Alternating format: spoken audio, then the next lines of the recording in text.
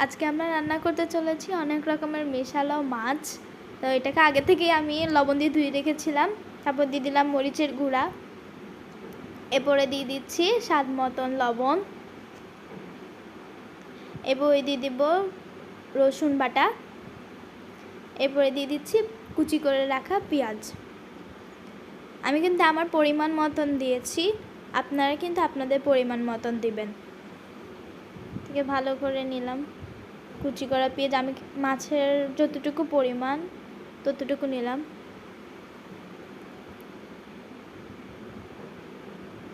এবার দিয়ে দিচ্ছি কাঁচামরিচ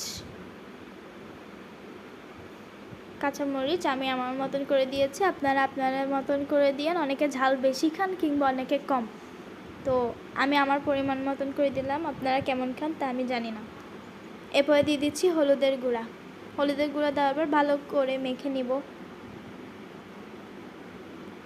এমনভাবে মাখতে হবে যেন কোনো মাছই অবশিষ্ট না মাখানো ছাড়া থাকে। আমি ভালো করে নিলাম।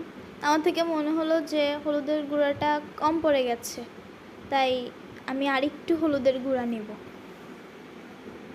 আমার থেকে মনে হলো মরিচের গুঁড়াটাও কম পড়ে গেছে, তাই আরেকটু মরিচও নিয়ে নিলাম, কারণ আমরা একটু ঝাল বেশি খাই। তো আপনারা কেমন খান তা তো আমি জানি না, কারা ঝাল বেশি খান বা কম খান আমাদেরকে কমেন্ট করে জানান।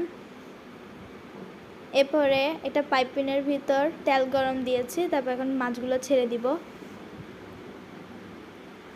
মাছগুলো ছেড়ে দিলাম সুন্দর করে। নিচের পাট লাল হয়ে আসলে উল্টিয়ে দিব। হয়ে গেল আমাদের আজকে রান্না মাছ। তো কার কার থেকে ভিডিও ভালো লাগলো তারা সবাই আমাকে লাইক করবেন, কমেন্ট করবেন, শেয়ার করবেন, আর একটু সাবস্ক্রাইব করে দিবেন।